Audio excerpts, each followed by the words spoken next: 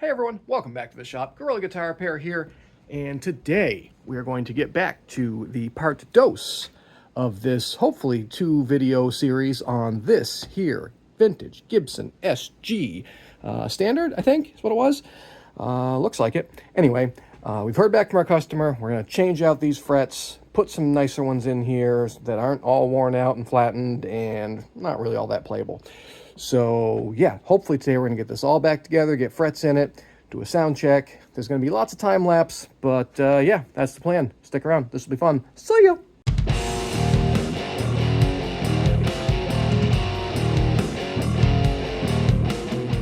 All right, let's give the new people a walk around on this thing, shall we? But first, we need to power on vintage lumens generator with custom red subscribe button. Nailed it! You guys do the same. I haven't even checked what we're up to on peoples and subscribers and all that fun stuff. I've been super busy. We got some really big announcements coming up, so that'll be fun. Been taking up a lot of my free and not so free time. But anyway, what we have here is a vintage Gibson SG standard, I think. It could have been something else. Don't hold me to that. But pretty sure, being with those type of inlays, it probably was a standard. It's had some hackery in the past. For some reason, I'm not sure if these were, which set of holes was original on this thing. I don't know, but these were wrong, so we made them right. And the pick guard was hacked. To plug a hole over here, and the frets were pretty wrecked. I wasn't sure that the customer wanted them replaced, so I was trying to do some leveling here to see how bad they were. But even getting them really, really flat, you can still see that there's here. Zoom in. Look how worn those are. I mean, these are almost down to the board, and this one still has spots that isn't getting touched. There was another one up here somewhere that was really wacky also, but regardless, these are pretty worn out. Got a hold of the customer. He wants us to put in something period correct, and so that's what we're going to do. And let's see, what else did I do to this thing? It's been a minute. It took a while to get the batwing guard, but I finally found one that fits. There's a bunch out there, but some are for Epiphones, some are for different variations, and yeah, so anyway, we got that. Put in some better hardware, reinforced this. This was actually, if you saw the original video, was broken forward. So I plugged the holes and used smaller stud mounts to get more wood back in there. Customer knows that this is a, make it as good as possible type of deal. He just wants a good rock and roller, and that's what we're going to make. What else we got going on in this thing? I guess I can take that off now, huh? That was to keep the epoxy from flowing down and making a big old mess. It's got a C in there, whatever that means. It looks like it had, again, this is for the people that didn't watch first video, but it looks like it had a headstock repair it's pretty solid. I'm not sure. I might sand it a little bit, but I'm not really going to mess with that. It looks pretty stable. Let's see what else. And yeah, so first off, we're going to pull out the frets and fire up our soldering iron over there to get that started.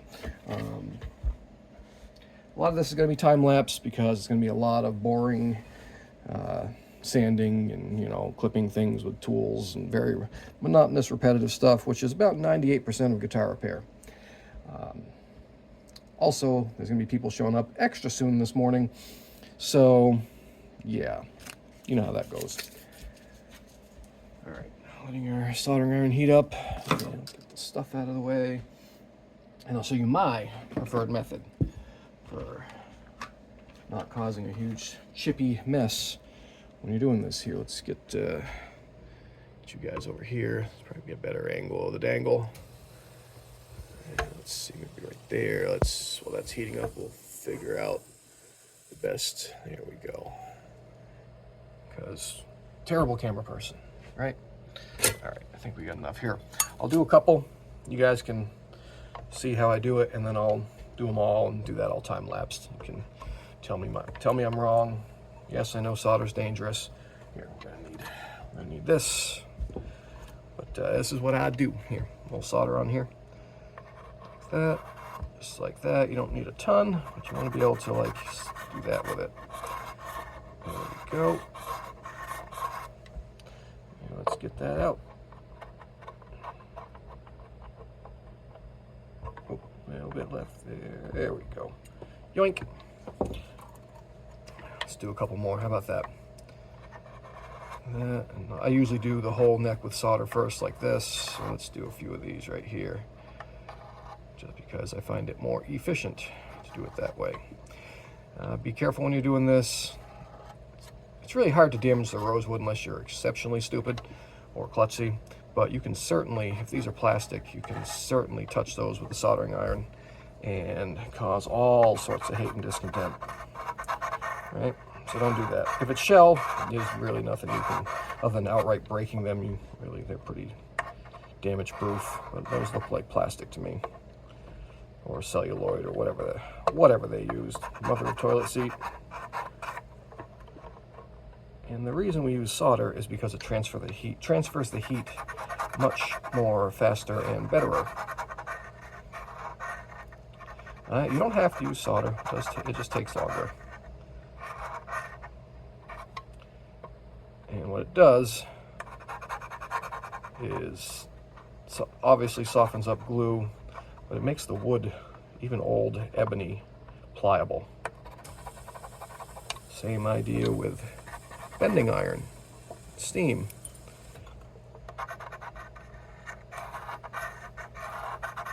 That way you get very, very few chips, because filling in chips is not fun.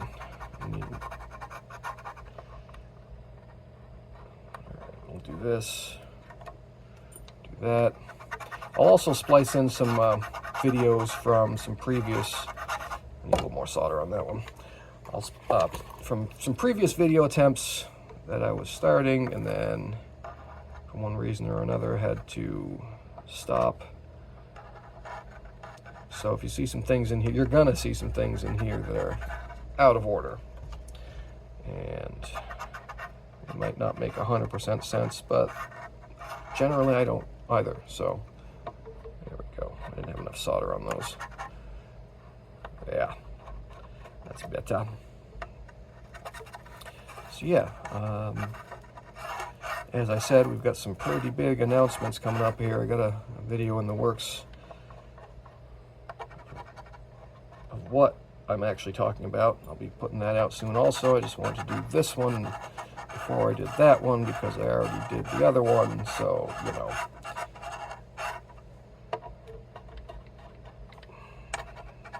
It has genuinely been very busy here.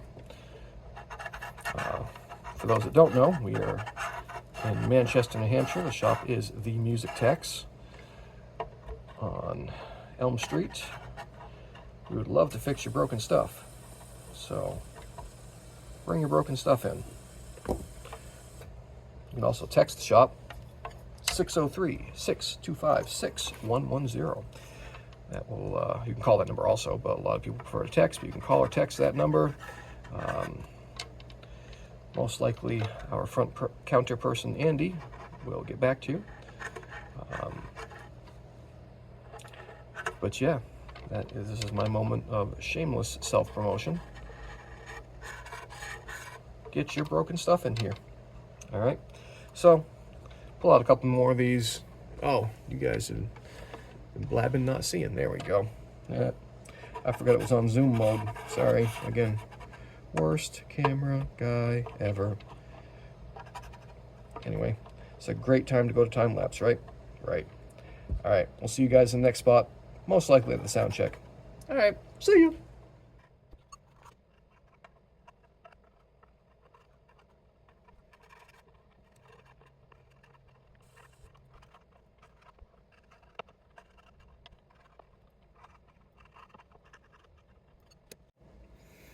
All right, frets are out, and here you can see that there are no chippity chips, lots of glue. It's all melted glue and probably some solder residue also, and old finger schmutz. See? No, that's not a chip, that's dirt. That's just some dirt. That's what gets under your frets, starts pushing them up. Gross, huh? That's how you can grow uneven frets, because of all this crap that's under the frets. That's all finger filth. So what we're going to do, see how straight our neck is. Oh, that looks great. Whoops. Here we go. Let's see if you guys can see it. Kind of. Nice neck. Sorry, looking at my trash pile too. But yeah, looks like a nice neck. We're going to do some light leveling. I think this might have been refretted before because there wasn't really many nibs left. So we're going to do, again, some light leveling, knock down all these little ridges, and true everything up. Let's see. Oh, we're going to take that nut out also. Let's do that. It looks like it's been out before. So let's just give it a light little tippity tap. There it goes. All right. Come on. Out. There we go. Got it. Not bad. All right. I can go right back in there because I don't think there's any issues with the nut. And the frets we're using should be around the same height as what these were. If we have to replace the nut, we'll replace the nut, but it'd be great if we didn't have to. Looks like this is a bone, right? Yep, that's bone. All right, so let's do that then. Yeah, so next step, we're going to do some light leveling, probably some 220, and then I'm going to use my Dremel tool to clean out these fret slots. And the customer wants something relatively close to what was on it. So I'll measure up these frets and see what they are. Here, let's see. Oops, hit my light. Let's find one that doesn't have a ton of solder on it. There we go. Zero that out. And this is my homemade. You can get the StuMac version of these for, probably a few $100s, right? Or anyway, a lot of money. Or you can just get the cheapy ones and use a file and cut that little notch out. So you can do exactly the same as the StuMac ones. So we're at like 32 high there. Could be some solder on there. Mainly we're worried about the width of the 100s, something like that. Yeah, 100s. Might have been technically 105s. Let's see what we got over there. Go over to our, you guys can come with me. What do we got? Some StuMac stuff here. Oh, why did they put the thing over that like that? 92. Yeah, these are pretty popular fret. What are the 152s? I might go with those. What else? What else do we got here? Ooh, 100 by 50, 154. Wide, high. No, those were, well, yeah, 100. Yeah, this was, yeah, let's go with these. Let's go with these. We got nothing here? I think so. We'll go with these. So we'll go with some 154s, wide highs.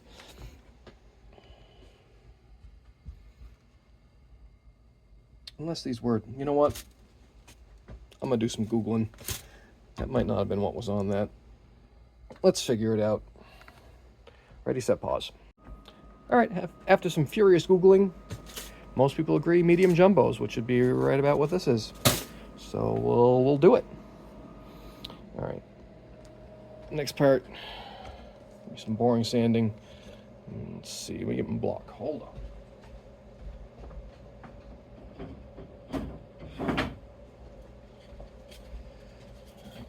Let's see here. Here's a 12, but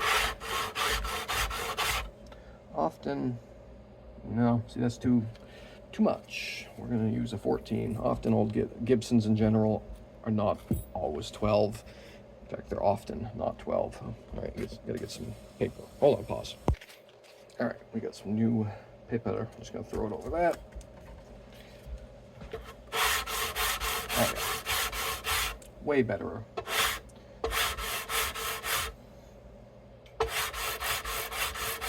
Yeah, often Gibsons are closer to a 14-inch radius. Let's knock that down.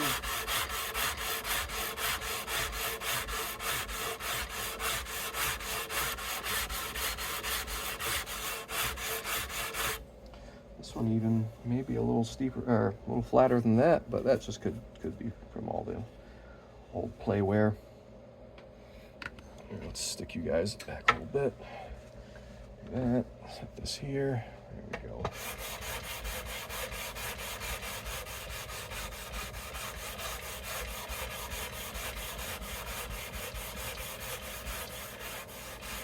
Yeah, that's starting to look nice.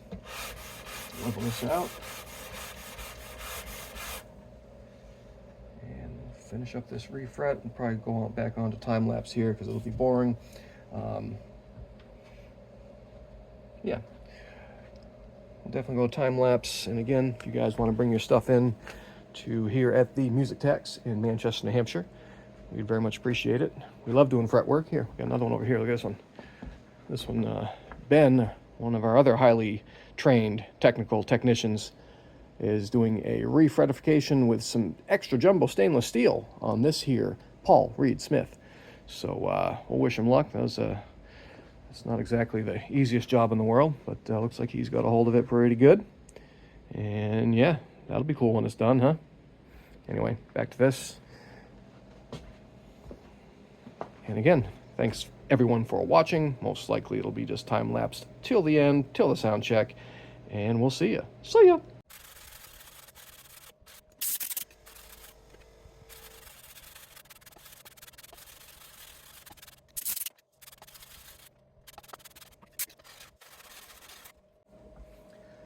All right, so this has been just about fully leveled out, finishing it up with chewing everything up with this super flat man-made stone block that I have had for many years now.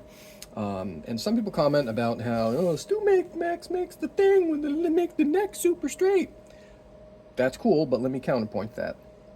If you take a neck, and I'm not saying this one is, but if you take a neck that isn't super straight and then you make it super straight without just, adjusting the rod, without having it be super straight on its own, and you leverage into that position, then you put frets on it, then you level those frets, then you take the tension off that neck, it's not accurate anymore. So, just for those people that, you should use the StewMac thing. I spent a lot of money on the StewMac bench thing, and I gotta use it every time. Well, another shop I used to work for way back in the day, when Blue Mountain Guitar in West Lebanon was a good shop. They're out of business now, so I can, whatever. But when they were being run properly, they had one of those benches. And on the other side, it was just a flat work area. I think in the 10 years that I worked there, once the technician used that. And it was just I think he used it to try to bend the neck correct. He didn't actually use it to fret the thing. I'm sure he used it when I didn't see, but by and large, we didn't really use that thing at all. I find this way comes out with a better result. But yeah, we're going to finish truing this up, this here block. And I think we're good enough. There's a couple little, I don't really want to keep hacking away at these divots. We're going to leave them. A few of the cowboy cord marks here, and then his favorite spot to bend was up here apparently. But let's clean this out, and then I'm going to use my Dremel tool to clean these slots out. You guys can watch that. All right. A bit of air. All right. Where's my Dremel? And here we are. Find a bit. Get this out of here. And I gotta get more of those StewMac bits. The one I have is not as sharp as I would like it to be. But these little StewMac are basically dental bits. And I'm gonna put that in right in here. Oh, come on, stay in the center. Oh boy, that's way too far. Here we go. A little more. All right, so what we do is, we need more of this. So we got to get a hold of StewMac. so we want to make sure this is just about, that's a little too much. Maybe just a hair deeper than the actual fret tang itself. There we go. See, that's, oh, did I knock it? I might have knocked it in more. That was dumb.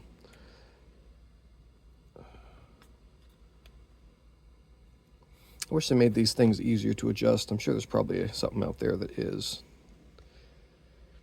But having to do it this way or adjust these wheels and try to keep everything straight, it's not really the easiest thing to do. Too much now.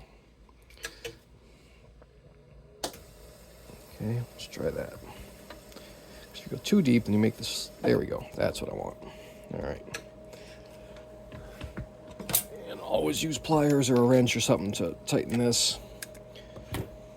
They say it's a tool-less, but if you do that, you're a tool, because that'll come loose, fling a bit, or ruin a bridge. Ask me how I know.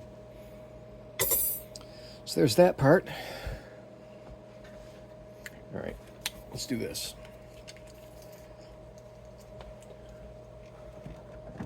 Okay. So here, we'll put you guys over here. That'll work. I don't think we're in everybody's way. There we go, just like that.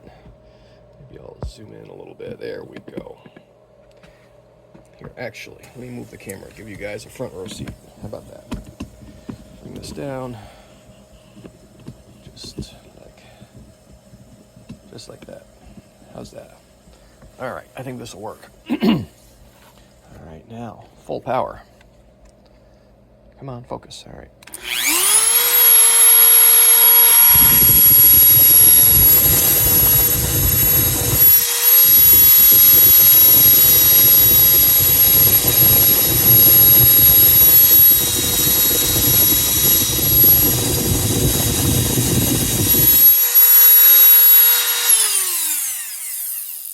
And that's pretty much it. What that does is it slightly chamfers the slot, and it cleans out any old glue, or it just makes the fret go in much more easier and better. So let's swing back out. You guys can watch the rest of it in time lapse. All right.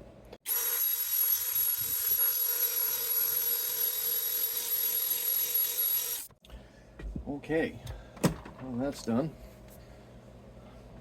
I also do, so I'm a little OCD, I will take this thing and also use that to check the bottoms of the fret slots, just to make sure there's nothing in there. You have plenty of depth. Gibson generally, unless you, oh, that's a bummer. There it is. There was a busted spot there. I have to redo that. Gibson generally has really deep fret slots. So depth usually isn't an issue unless you had to really plane out a bad warp or something.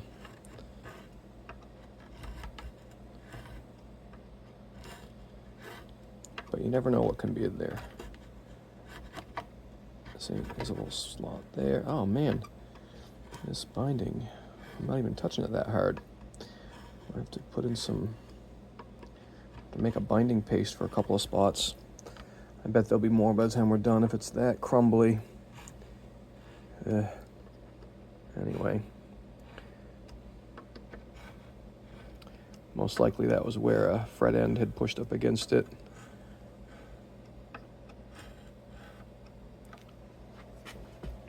It happens.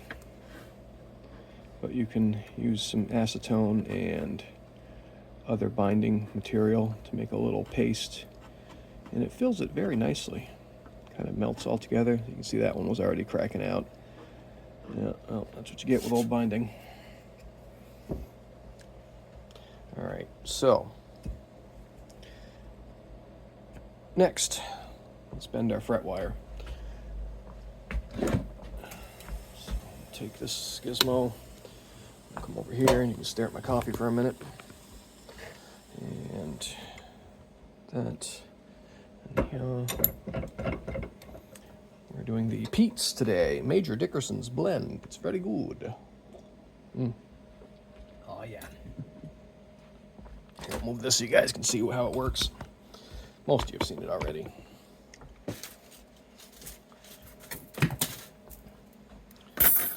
So you put in one end like this. We'll see where it's at right now. It seems like it's fairly...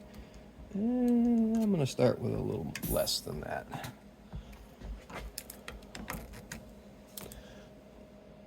Move it back a little bit. See where we are.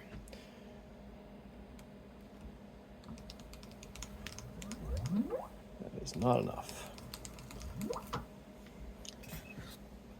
Now, if you know your first measurement is incorrect, do the other 3 pieces the same. Nope, we got people here. Time lapse. False alarm. People were just dropping stuff off. That's fine. As I was saying, if you bend these and it's not bent enough, do the other pieces, because if you try to do one to where you need it and then you try to bend the 2 you haven't bent to that spot, it'll be different. Let's try that.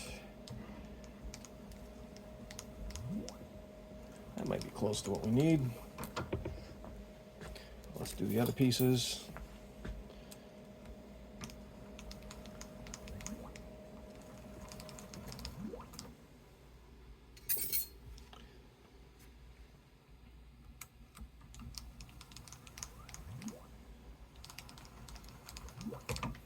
Okay, back you guys up. Let's see if we can see how close we got. Oh yeah, look at that. Whoop. Nailed it. Cool. Next, we're gonna chop them up into tiny little pieces. Let's get rid of all this stuff. That's in the way. Whoops. Put all our other tools away. I think we'll need this again.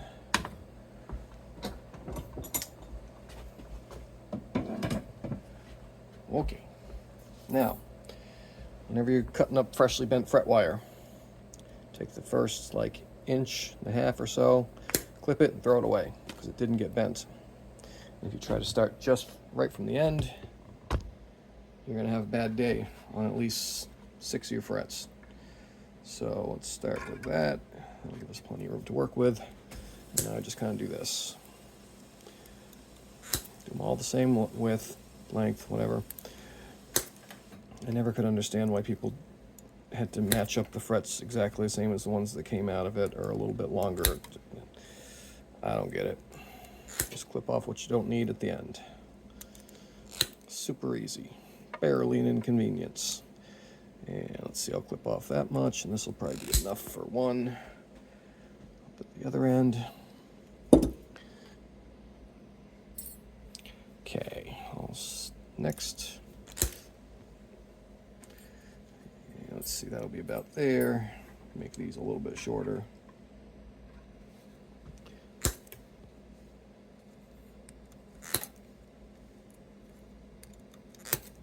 And we're also going to have to undercut all these frets.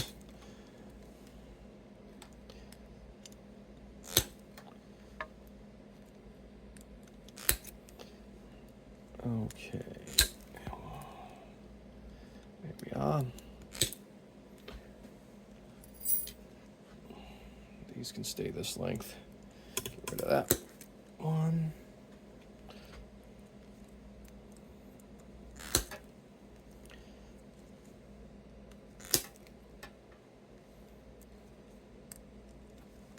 Oh man, gravity.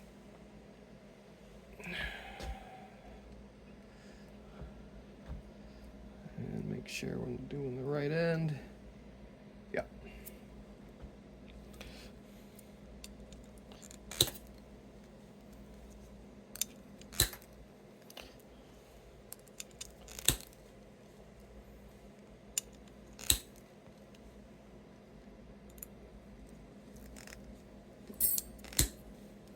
There we go. All right, next process is using this little guy. I have the newer version. this kind. Here, let's compare them. This one does a better cut, even though it's kind of worn out. Watch. Do this. And just want to get that much off about there. Let's see.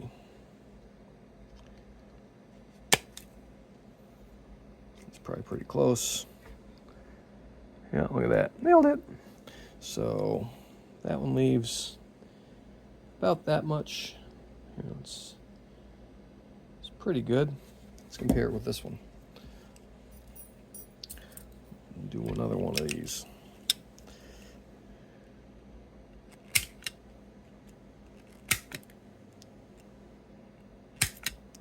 Okay.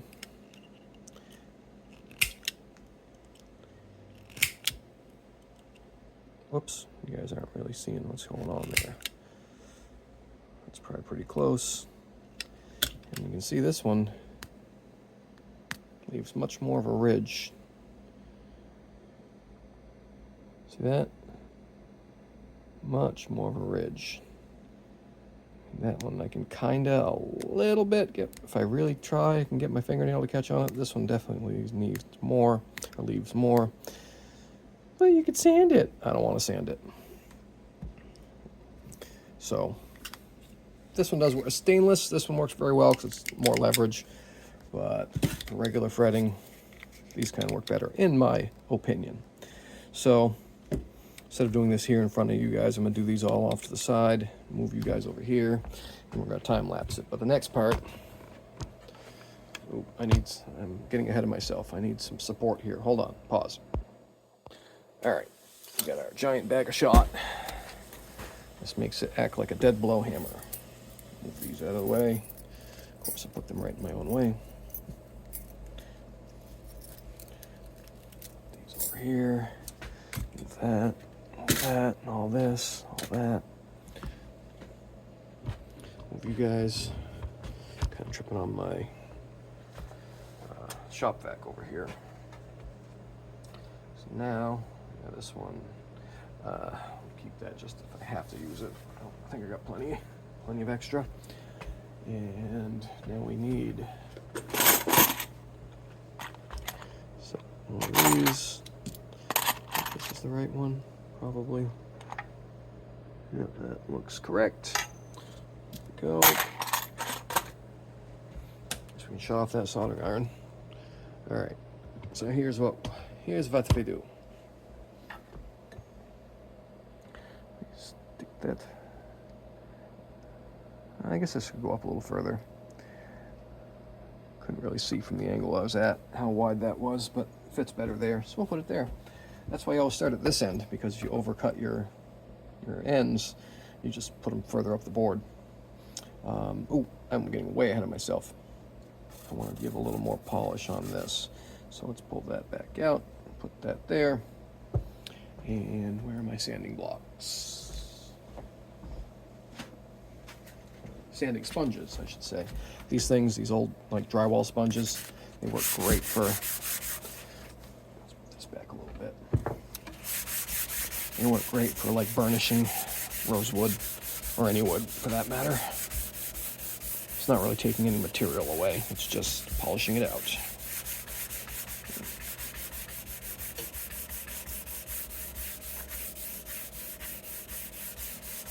If this was ebony or rosewood that was less porous, this is pretty porous, I'd probably take this up to a higher grit and buff it out, but it'll just get filled with dirt because this is a pretty porous board. And it wouldn't really polish out all the way. Ebony looks awesome when you do that. Turns to glass almost.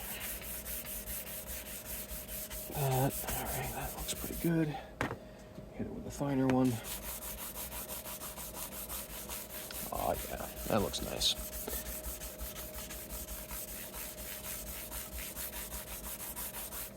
Oh, nice and smooth. Blast it with some air. Cool. Okay, now we can put this where was that gonna go? Here, there, that'll do. All right. And then this is my favorite method. There we go. You can hear it when it bottoms out. Let you know when your fret is fully seated. So yeah, that's what we're gonna do. Look at that. Very nice. I leave the ends a little extra long because I use one of these things, these pipettes with super glue in it. Flip the guitar over and they'll act like glue shoots. I'll include that, but that'll probably be time-lapsed. All right, this is definitely be time-lapsed because this is the boring bits. So let's get you guys, you can kind of see what's happening. I don't want to have all these metal pieces all over my bench. So yeah, I guess you kind of see like that. Here, we'll move you guys back even further. How about that? There we go. I know, worst camera guy in the world. But ready, set, time lapse.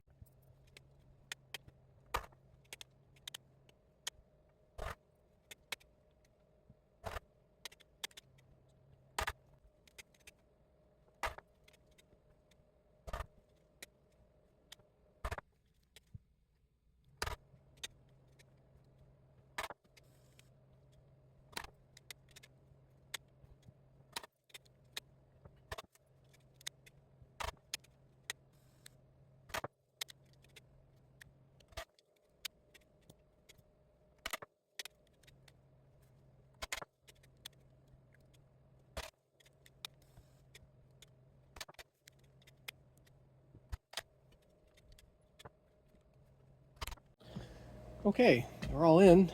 Now, next step is we take one of these and check your work. Because if you can eliminate issues here, it's much less work later. So far, pretty good. There's always a couple that are a little clicky somewhere. Minor clicks are fine. Major clicks are not. All right.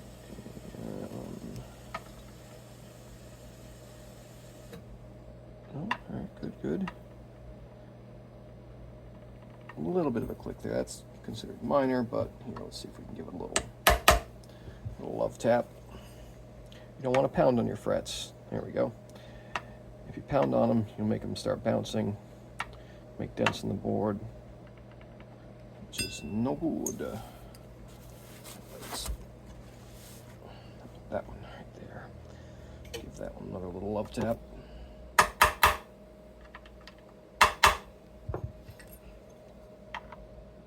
There we are. Oh yeah.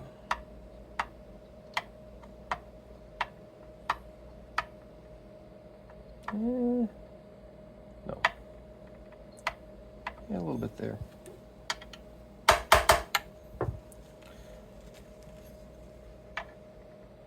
we go.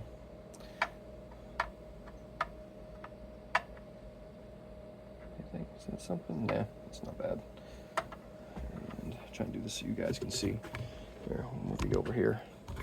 There we are. Nope.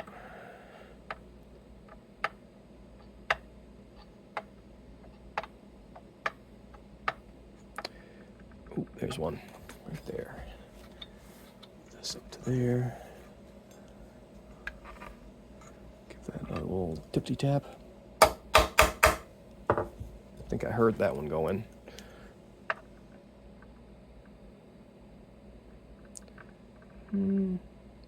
Okay, that one's bouncing a little bit. So what we'll do with that one is we're going to glue that one before I glue the other ones. All right, so where was it? You can tell if it's bouncing by pressing down on the rocker, and then if you can't make it rock when you're pressing down, that means it's lifting up. So it happens. So that one. Oops. So what we do,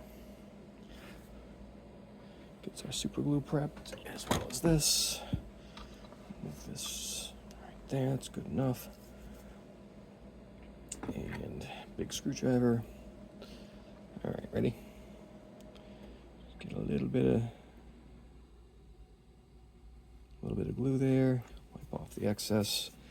Press down with the screwdriver.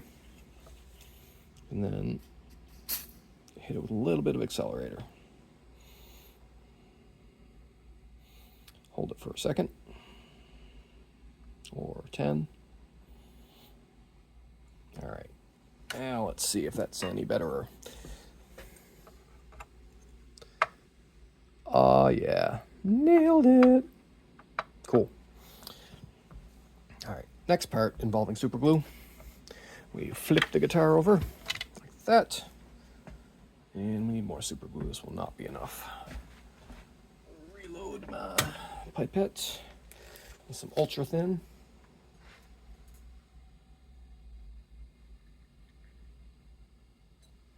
I was doing that off camera because I don't want to do it anywhere close to the guitar in case of spillage. Put that back. All right, SGs are fairly easy to do because you good access. But here, you guys zoom in. There we go. And do that. See that? And it'll wick its way right under the fret. Look at that. Just like that. And lift it off of there, just so I don't want to accidentally glue it to the bag. That. You can also tilt the guitar a little bit if you want. Oh, I did glue the bag. That's all right.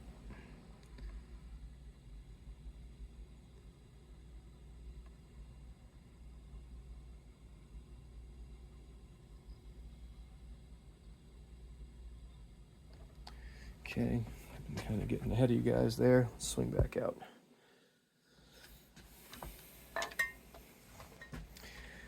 And where do we stop? Right around there.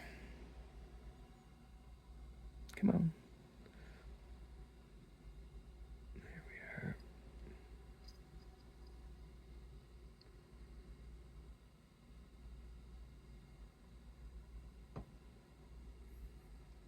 And for the fools that don't glue their frets in, my frets, bull.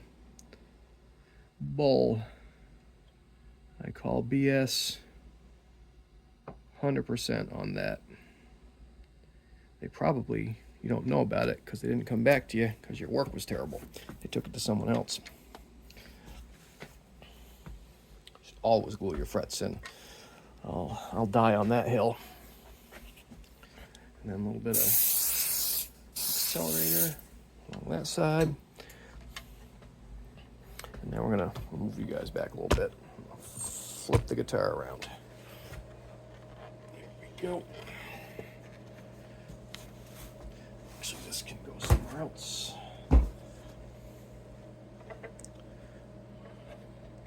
Where's my glue?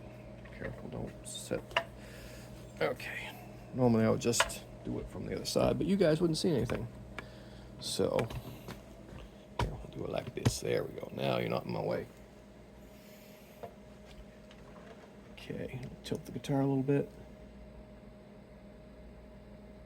Come on. A little bit of air in there. There we go.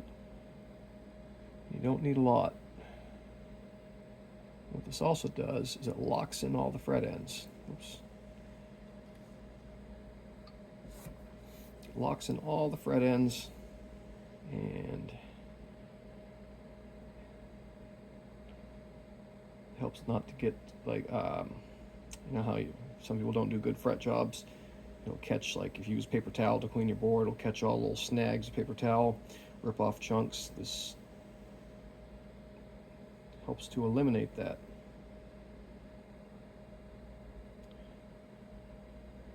All right, give that a little bit of a, just in case any is hanging out on the bottom. I know at least one, but I think I got it. All right, let's see how that came out. Put this back. All right,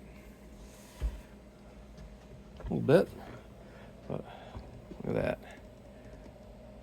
A little bit of run there, but not bad. It helps you keep a much cleaner board. This will all polish off. All right, that's what you want. What you really, really want. So next, take these nippers, and these things work awesome, but see what I did there? Use a belt sander to grind off these edges. See that? That way you can get this up in these upper areas like that. See? Oh, you guys aren't really seeing, but yoink, see? Just like that.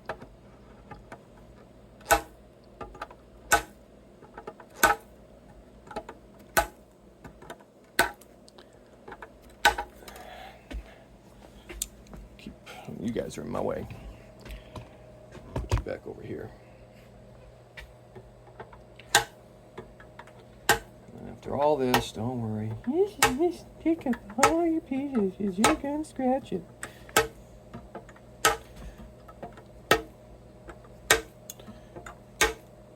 I'm gonna vacuum after all this.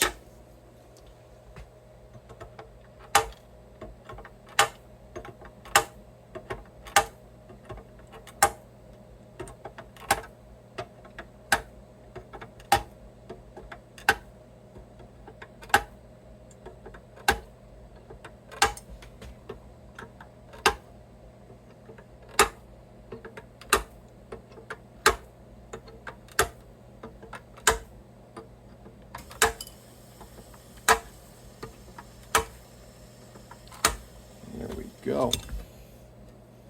Okay, now we'll hang this back up and we'll do some vacuuming. All right, I'm gonna clean up my mess. Next, we're gonna do the ends. Pick up my tools.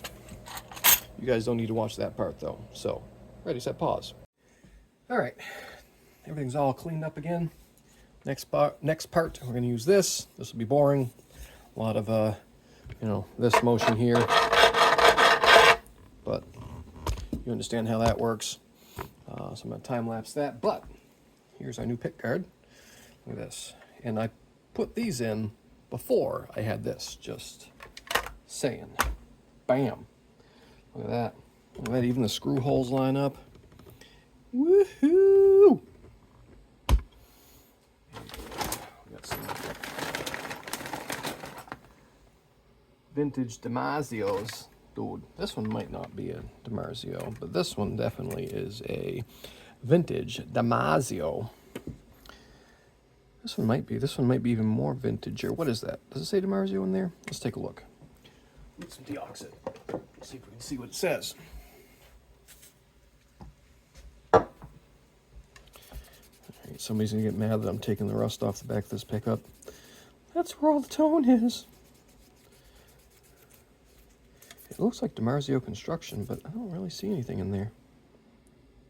Let's see. Could be just a very old one. The first DiMarzio ever made. Oh, I can't see anything. Okay, well, let's measure it.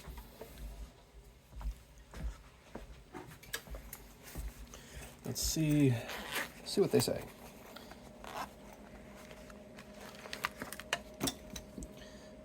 It looks like a super distortion, judging by the hex heads.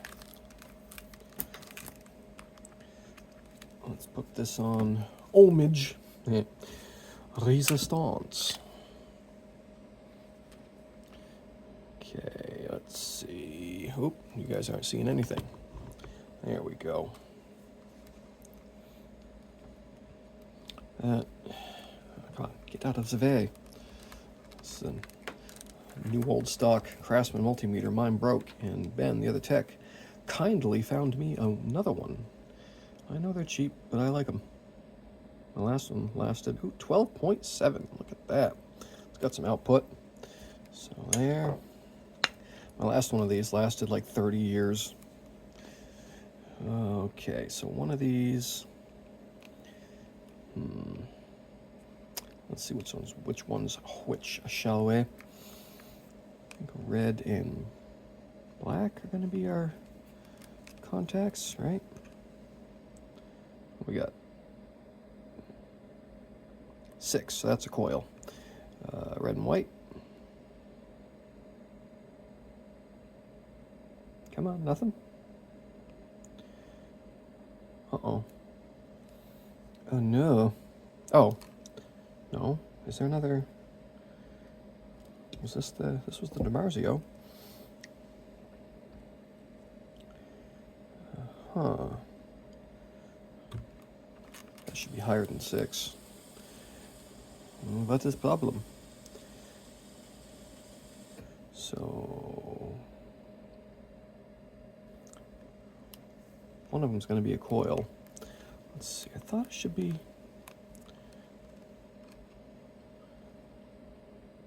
No? Uh-oh. We're going to have to test this. Testing further. Why? My meter? That's not good. Oh, I'm not testing the wrong thing. Stupid. All right, let's try that again.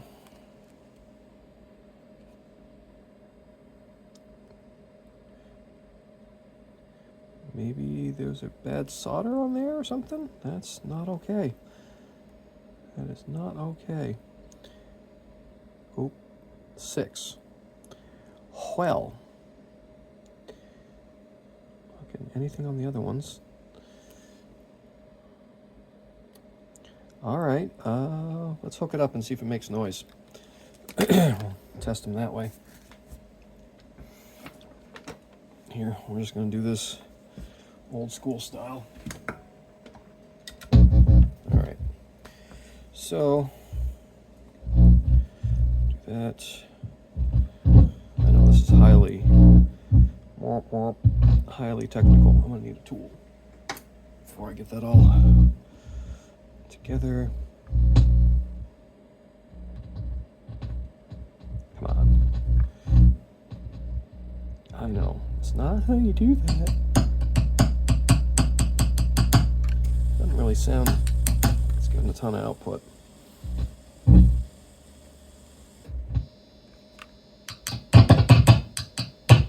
There's one coil. Alright, that doesn't...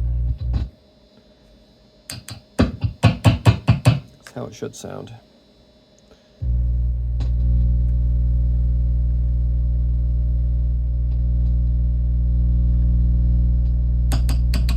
Yeah, that's not right. I think we have a dead coil. Oh no. Ugh, because of course we do. Maybe, let's try it this way. Maybe they didn't use, am I dumb? Probably. Did they not use 4-conductor back in the day? Perhaps. Hot. That could be it. They could have grounded, they could have put the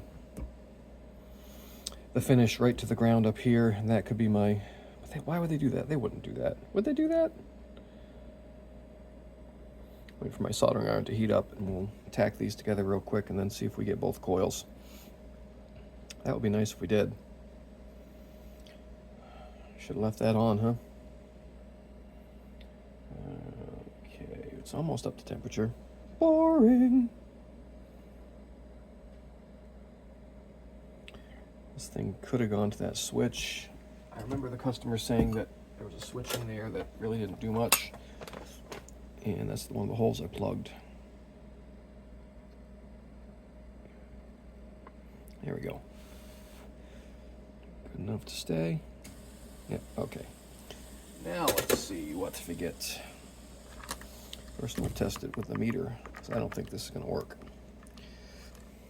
Wow, this wire is so stiff on these. This thing is like brand new.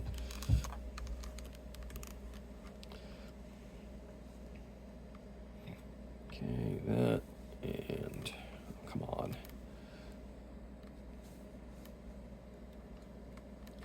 Why? Anything? I don't think so. I don't think that's going to do anything. I think we got a bad coil. Let's try it though, just for S and G's. Nope, that's not going to work. Oh. Okay.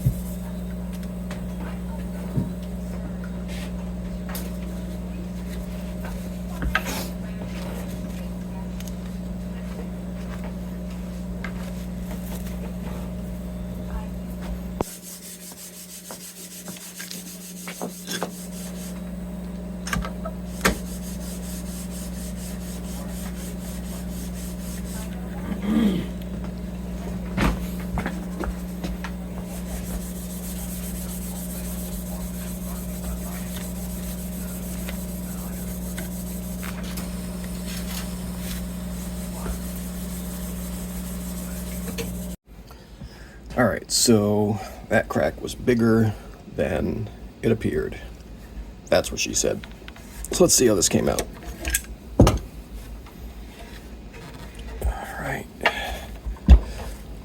Okay. That's much more better.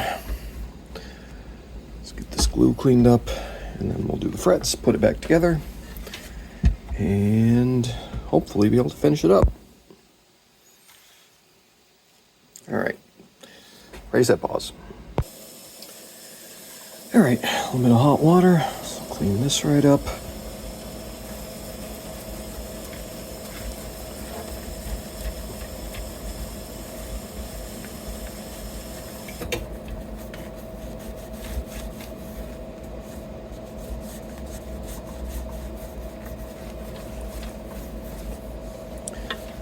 go. That's so much more better.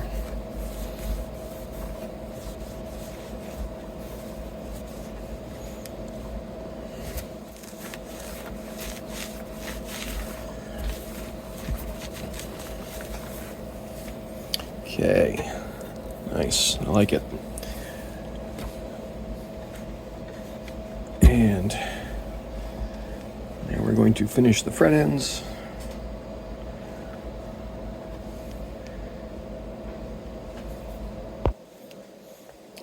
All right, back to time-lapse mode. See you at the sound check.